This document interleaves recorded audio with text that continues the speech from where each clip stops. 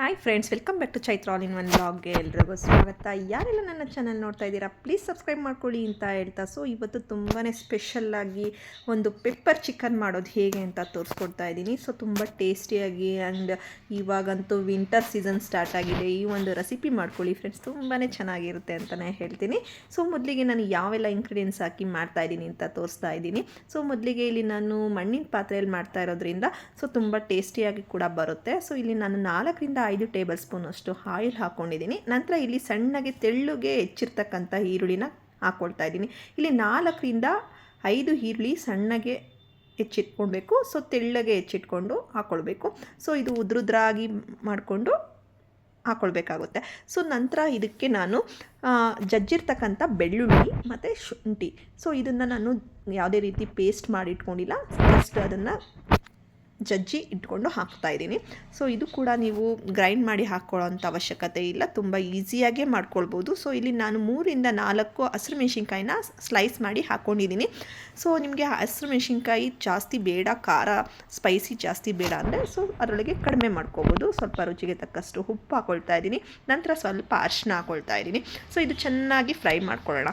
So ಇದು ಚೆನ್ನಾಗಿ fry ಮಾಡ್ಕೊಳ್ಬೇಕು. ಸೊ ಇದು ಫ್ರೈ ಆದಮೇಲೆ ನಾನು ಇದಕ್ಕೆ ಚಿಕನ್ನ ಆ್ಯಡ್ ಮಾಡ್ತೀನಿ.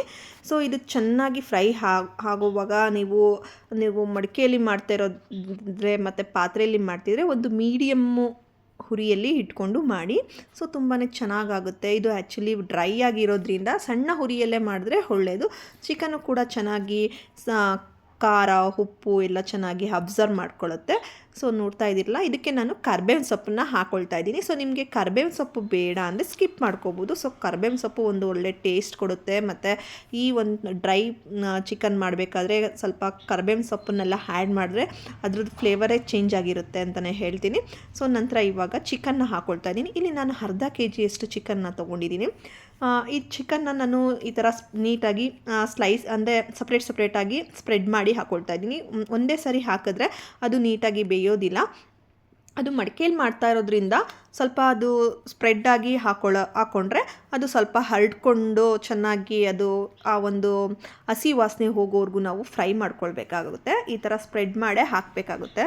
ಇಲ್ಲ ಅಂತಂದರೆ ನಾವು ಒಂದೇ ಸರಿ ಒಂದು ಗುಡ್ಡೆ ಆಗಿ ಇಟ್ಬಿಟ್ರೆ ಅದು ಚೆನ್ನಾಗಿ ಫ್ರೈ ಆಗೋದಿಲ್ಲ. ಸೊ ಇದು ಒಂದು ಮೀಡಿಯಮ್ಮು ಫ್ಲೇಮಲ್ಲಿ ನೀವು ಫ್ರೈ ಮಾಡ್ಕೊಳ್ಬೇಕು. ಸೊ ತುಂಬಾ ಚೆನ್ನಾಗಿ ಬರುತ್ತೆ. ಸೊ ಇವಾಗಂತೂ ಚಳಿಗಾಲ ಅಲ್ವಾ, ಸೊ ಈ ಥರ ಒಂದು ರೆಸಿಪಿ ಮಾಡ್ಕೊಳ್ಳಿ. ಸೊ ತುಂಬಾ ಚೆನ್ನಾಗಿರುತ್ತೆ, ತುಂಬಾ ಟೇಸ್ಟಿಯಾಗೂ ಇರುತ್ತೆ ಅಂತಲೇ ಹೇಳ್ತೀನಿ. ಸೊ ಇವಾಗ ಒಂದು 3/4% ಅದು ಬೆಂದು ಆದಮೇಲೆ ನಾನು ಇಲ್ಲಿಗೆ ರುಚಿಗೆ ತಕ್ಕಷ್ಟು ಇನ್ನೊಂದು ಸ್ವಲ್ಪ ಉಪ್ಪು ಹಾಕ್ಕೊಳ್ತಾ ಇದ್ದೀನಿ. ಸೊ ಉಪ್ಪನ್ನ ಸಹ ನೀವು ನೋಡ್ಕೊಂಡು ಹಾಕ್ಕೊಳ್ಳಿ.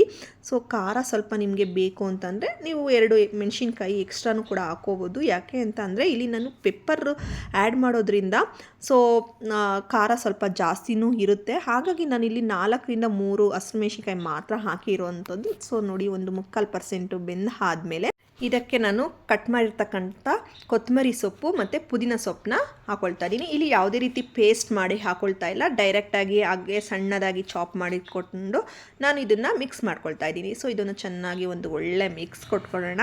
ಸೊ ಇದು ಎಷ್ಟು ಚೆನ್ನಾಗಿ ಡ್ರೈ ಮಾಡ್ತೀವೋ ಅಷ್ಟು ಚೆನ್ನಾಗಿ ಕೂಡ ಬರುತ್ತೆ.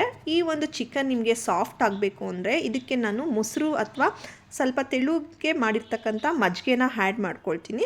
ಸೊ ನೀವು ಯಾವುದೇ ಕಾರಣಕ್ಕೂ ಇದು ಸ್ಕಿಪ್ ಮಾಡ್ಕೊಂಬಿಡಿ. ಯಾಕೆಂದರೆ ನಿಮಗೆ ಚಿಕನ್ನು ತುಂಬ ಸಾಫ್ಟಾಗಿ ಬೇಕು ಅಂದರೆ ಈ ಥರ ಮೊಸರನ್ನ ಆ್ಯಡ್ ಮಾಡ್ಕೋಬೋದು. ಸೊ ತುಂಬ ಚೆನ್ನಾಗೂ ಕೂಡ ಒಂದು ಸಾಫ್ಟಾಗಿ ಅದು ಆಗುತ್ತೆ ಚಿಕನ್ನು.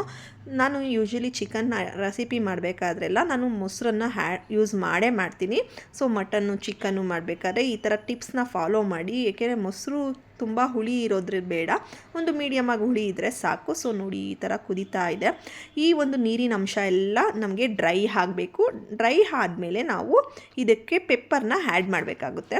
ಸೊ ನಾವು ಪೆಪ್ಪರ್ನ ಒಂದು ನೀರು ಇರೋ ಟೈಮಲ್ಲೇ ಆ್ಯಡ್ ಮಾಡಿಬಿಟ್ರೆ, ಸ್ವಲ್ಪ ನೀರಿನ ಅಂಶ ಇರೋ ಟೈಮಲ್ಲೇ ಆ್ಯಡ್ ಮಾಡಿದ್ರೆ ಅದು ಡ್ರೈ ಆದಮೇಲೆ ಅದು ಅಬ್ಸರ್ವ್ ಮಾಡ್ಕೊಂಡಿರುತ್ತೆ ಚಿಕನ್ನು. ಸೊ ನಂತರ ಅದು ಡ್ರೈ ಆಗಿ ಆ ಒಂದು ಪೆಪ್ಪರೆಲ್ಲ ಚಿಕನ್ಗೆ ಅಂಟಿರುತ್ತೆ.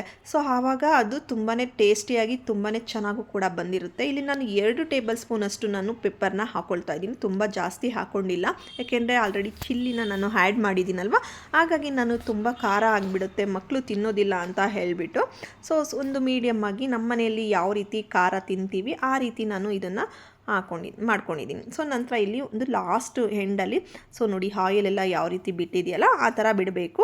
ನಂತರ ಇದಕ್ಕೆ ನಾನು ಲಾಸ್ಟಲ್ಲಿ ಲೆಮನ್ನ ಹಾಕ್ತಾಯಿದ್ದೀನಿ. ಸೊ ಇದು ನಾನು ಗ್ಯಾಸ್ನ ಆಫ್ ಮಾಡಿದ ಮೇಲೂ ಕೂಡ ಅದು ಕುದೀತಾ ಇದೆ. ಸೊ ಮಡಿಕೆ ಪಾಟಲ್ಲಿ ಮಾಡೋದ್ರಿಂದ ನೋಡಿ ಈ ಒಂದು ಬಿಸಿ ಹಾಗೇ ಇರುತ್ತೆ ಅಂತಲೇ ಹೇಳ್ತೀನಿ. ಸೊ ಇವಾಗ ವಿಂಟರಲ್ಲಿ ಈ ಥರ ಮಡಿಕೆ ಪಾಟ್ನ ಯೂಸ್ ಮಾಡೋದ್ರಿಂದ ನೀವು ಮಾಡೋವಂಥ ಐಟಮ್ಸು ಅಡುಗೆ ಆಗಿರ್ಬೋದು ಬಿಸಿ ಒಂದು ಹಾಗೇ ಇರುತ್ತೆ ಅಂತಲೇ ಹೇಳ್ತೀನಿ. ಸೊ ನೋಡಿ ಪೆಪ್ಪರ್ ಚಿಕನ್ ರೆಡಿ ಆಯಿತು. ಸ್ವಲ್ಪ ಆಯಿಲೆಲ್ಲ ಬಿಟ್ಟಿದೆಯಲ್ಲ, ಸೊ ಇದು ರೆಡಿ ಆಗಿದೆ ಅಂತಲೇ ಹೇಳ್ತೀನಿ. ಸೊ ತುಂಬ ಚೆನ್ನಾಗಿರುತ್ತೆ, ಒಮ್ಮೆ ಟ್ರೈ ಮಾಡಿ ಅಂತ ಹೇಳ್ತಾ ಇಲ್ಲಿಗೆ ಈ ಒಂದು ವಿಡಿಯೋನ ಎಂಡ್ ಮಾಡ್ತಾಯಿದ್ದೀನಿ. ಫ್ರೆಂಡ್ಸ್, ಯಾರೆಲ್ಲ ನನ್ನ ಚಾನಲ್ ನೋಡ್ತಾ ಇದ್ದೀರಾ ಪ್ಲೀಸ್ ಸಬ್ಸ್ಕ್ರೈಬ್ ಮಾಡ್ಕೊಳ್ಳಿ ಅಂತ ಹೇಳ್ತಾ ಇವತ್ತಿನ ವಿಡಿಯೋ ಇಲ್ಲಿ ಎಂಡ್ ಮಾಡ್ತಾಯಿದ್ದೀನಿ. Thank you for watching.